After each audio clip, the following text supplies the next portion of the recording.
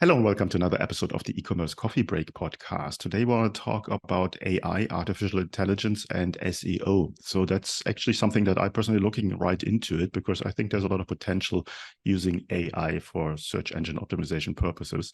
And with me on the show, I have Andrew Maffettone. He is an e-commerce marketing focused entrepreneur and fellow podcast host. He has over 15 years of experience in the e-commerce industry and now is the founder CEO of BlueTuskr.com, a full service marketing agency for e-commerce sellers that helps brands expand their reach through robust digital strategies. So let's dive right into it.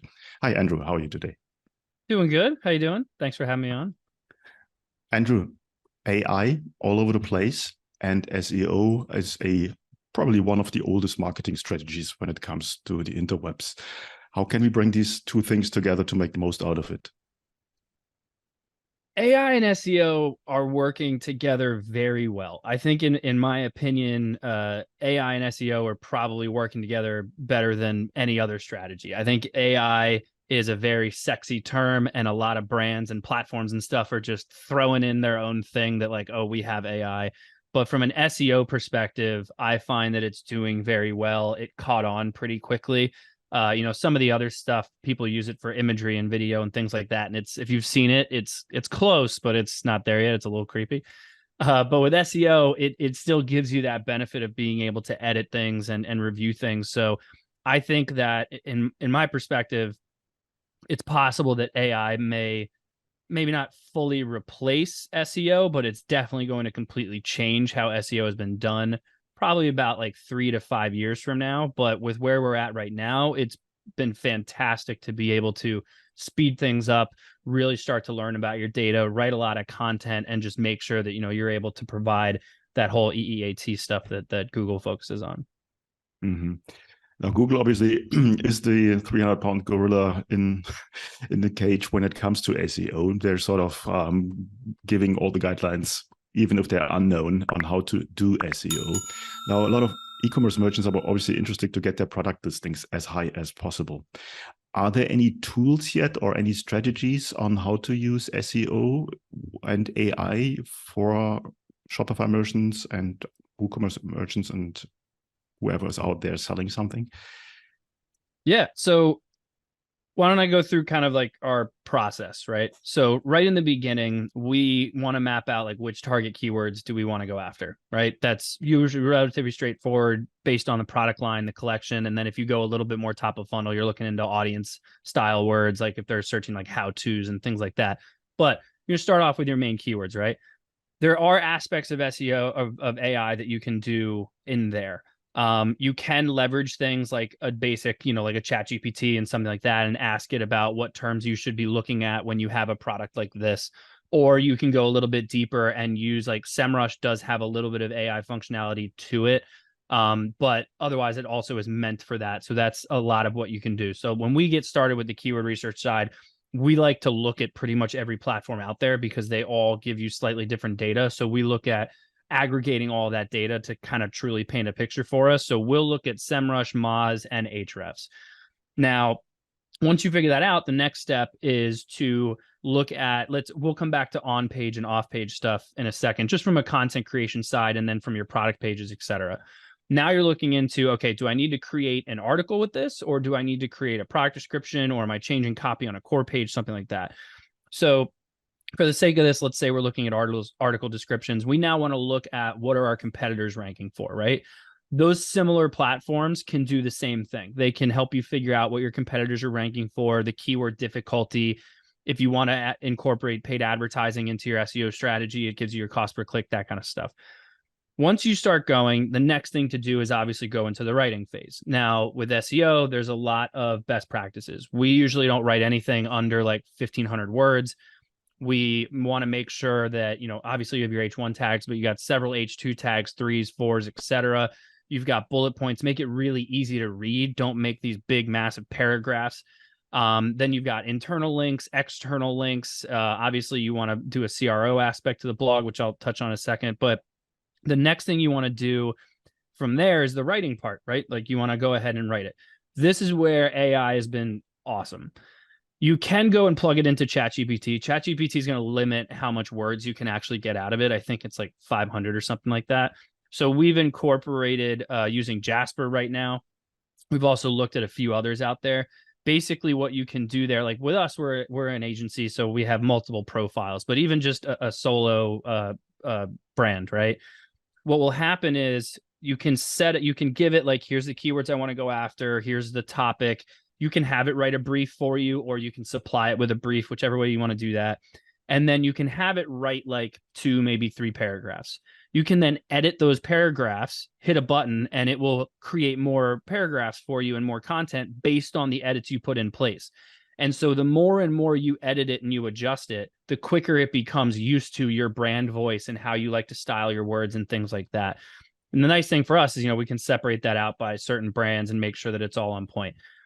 The thing with AI, though, that I'm not a fan of is it's still difficult to give it that little like nuanced brand voice that you typically will want a brand to have to stand out.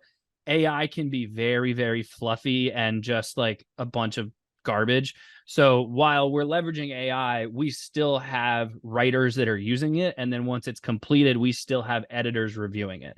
So from an AI perspective, it's really helped us with the research aspect and just the overall writing aspect. Our writers don't have issues with like writer's block or anything like that. Like getting the content going is great, but we still got to put those checks and balances in place because it can sometimes come out like not so good.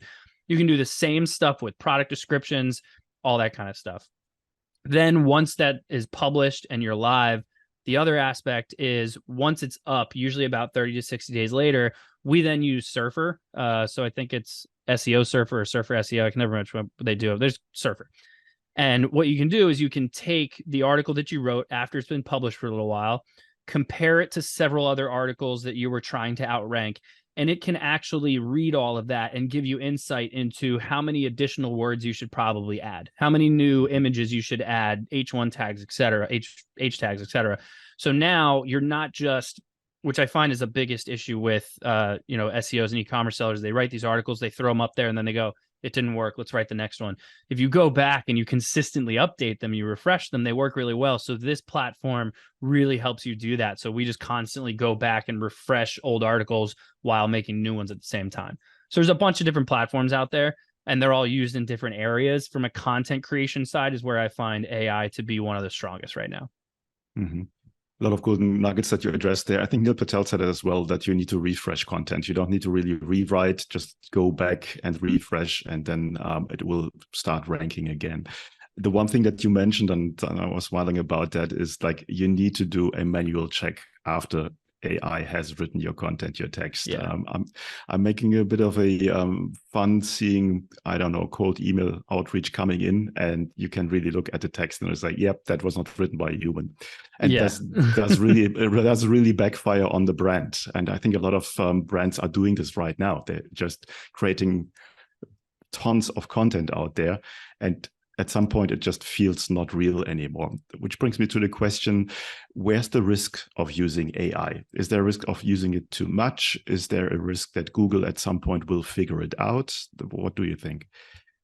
I definitely don't think Google will figure it out. And even if Google does figure it out, I don't think they're going to care, because Google and Amazon, to me, the way that they run their businesses are very, very similar, right? They really just want you to make sure that you're supplying the best, providing the best value, giving the best experience possible. So if Google's going to put you at, number 1 for a certain keyword, they want to be confident that when they come to your website, it's going to be mobile friendly and easy to use on every browser, and it's going to load quickly, and it's going to have a low bounce rate, and like there's all these other aspects of SEO outside of the content that comes into a factor. So if Google eventually figures out like, hey, we now can tell everything that's ever been used by AI, which I don't think they'll ever figure out, but if they were able to, they wouldn't care. As long as the stuff that you're publishing is quality content, they're still going to go with it. Plus they're releasing their own AI, and they've got Bard and all that fun stuff.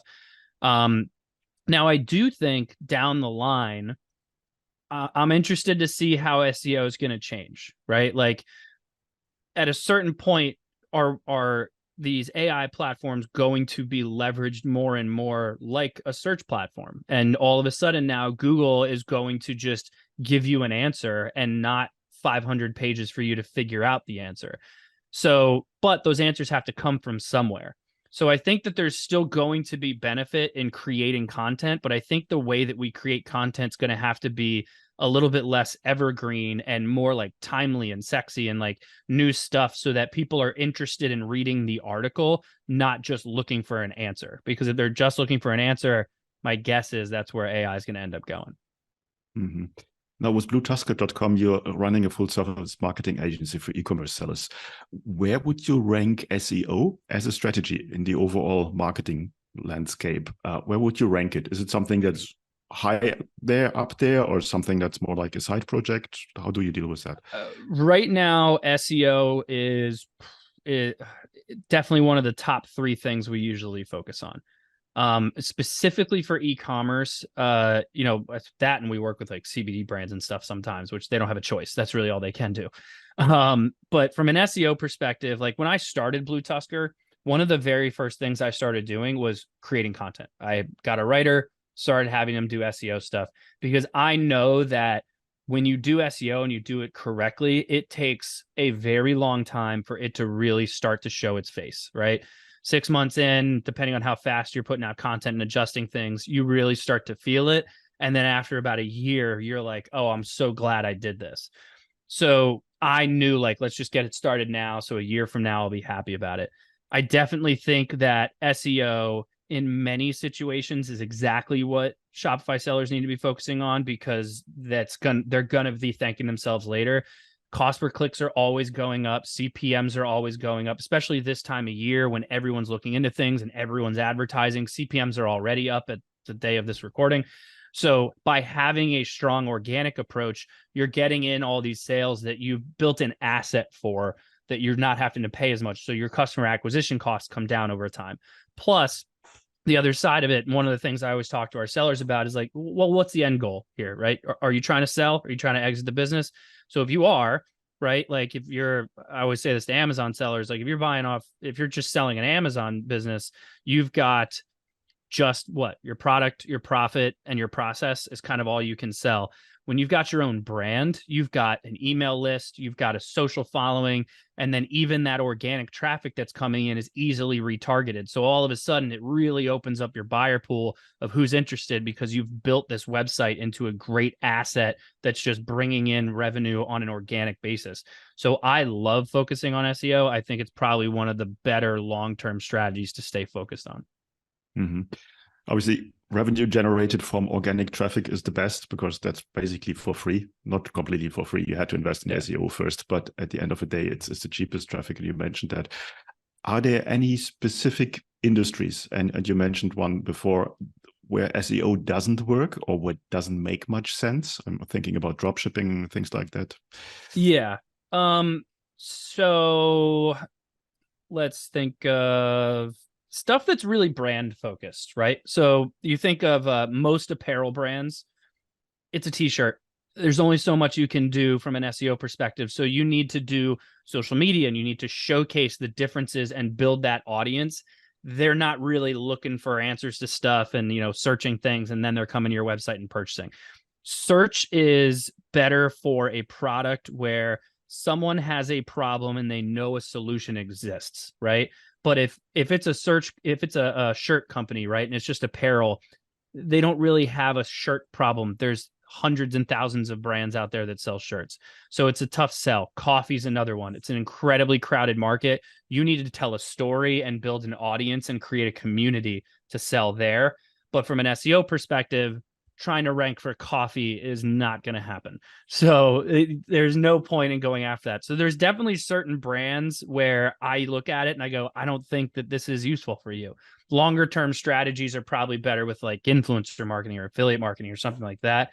But from a search perspective, if you probably shouldn't run Google ads, then you probably shouldn't really focus on SEO either. Mm-hmm. How do you monitor SEO? How do you use reporting tools to see the result of your SEO strategy? Is there anything out there, even AI driven, that helps you with that? Some of the platforms that we have, they can do forecasting, and they pull that from an AI perspective.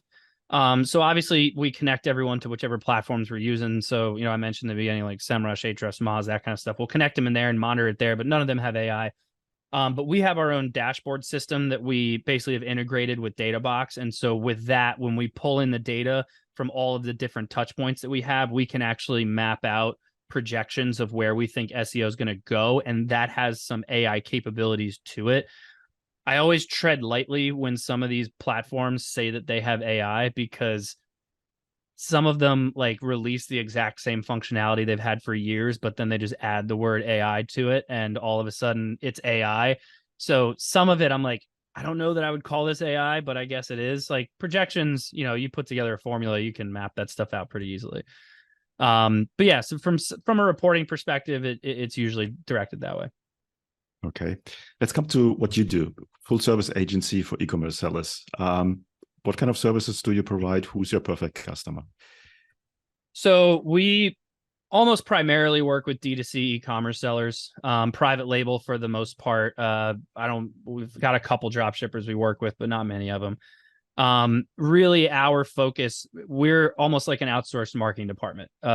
Basically, I was in-house for years. I was in-house with a couple different brands, big 8-figure sellers, like mid 8 figures. And I was the only marketer in-house. And so it drove me crazy, because I'd have like some contractors, or we'd have like an intern for a summer, and then I'd have like 2 or 3 agencies we're working with, and I could never get them all to work together. They didn't talk to each other. My SEO agency didn't talk to my Google Ads agency, even though they were doing things that were helping each other. I was like, they don't want to work together.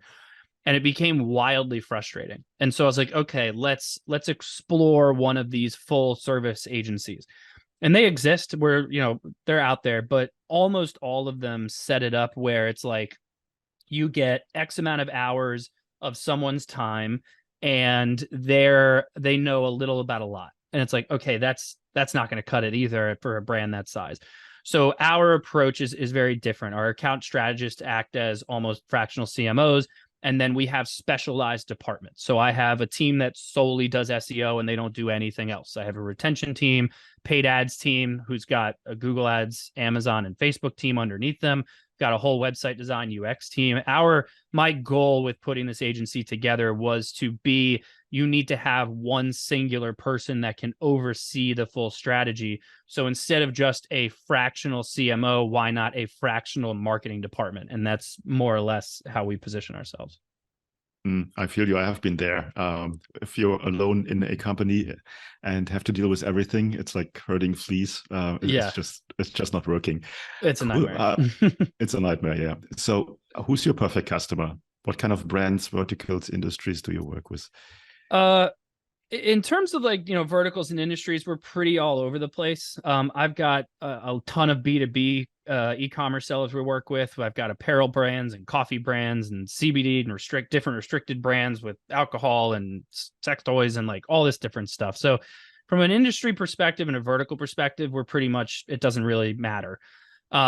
We do a lot with omni-channel marketing. I originally came from an Amazon agency, so I know how to leverage a lot of marketing channels and strategies to benefit both a website and an Amazon business and a Walmart business, eBay, Wayfair, Jet, wherever Jet's gone, Chewy, like wherever they're at, right? So we develop different omni-channel strategies to kind of push and pull that information, find ways to leverage these, like Amazon, leverage it more as a customer acquisition channel and get them back to the site. But really we focus a lot with private label sellers. They tend to be closer to about $1 million a year annual or higher. I've definitely got a handful that are smaller. I've got a handful that are much larger. It kind of depends on a few things. And then it comes down to tech stack, stuff that the team's really familiar with. We're Shopify partners. We are also BigCommerce partners, but really those are the only 2 platforms that we tend to work with. We're Klaviyo partners and MailChimp and HubSpot partners. So depending on those, that's kind of where we keep that. So there is a bit of a tech stack of like trying to make sure that we align with those. But in terms of a industry and verticals, like there's not really that much of a specificity by it. Mm-hmm. Quickly going back to the topic of AI, how many of your customers or prospects are already using AI in their marketing, and what's their experience with that so far? I mean, everyone that we're doing SEO with, we're using AI with them. So they're obviously part of that. We do have a handful of brands that will make some creative with it and video every now and then that they use. Let's see. I know of a couple that have like, I mean, you can call it AI, but like the AI chatbot on their site that they've experimented with. Some of them have different AI platforms that are pulling in different reporting and kind of being able to paint pictures and project other aspects of their business outside of marketing. But I mean, out of our full client list, I would be pretty confident to say at least like 60 to 70% are using it in some way, shape, or form. Mm-hmm. What's your prediction going into 2024? Will marketers become unemployed through AI, or what's your take on that? No, definitely not. Not at all. I think what's going to happen is AI is going to get stronger and stronger, and the marketers that know how to leverage it best are going to be the ones that will always be in play. None of these AI platforms, put together, brand guides and build out customer profiles. And, none of them really can make sure that everything's working cohesively across the board. There's no like marketing AI that you put in some information and it does your ads and your emails and your SEO. And like, it doesn't do everything. So it's going to be about knowing the individual platforms and how to use them. At the end of the day, it's really what most marketers are best at is they have certain tools at their disposal and they know how to use those tools to the best of their ability. AI is just going to be another tool. Exactly. Yeah. Big time saver there. Yeah. Before we come to the end of the coffee break today, what's the final thoughts that you want to leave our listeners with?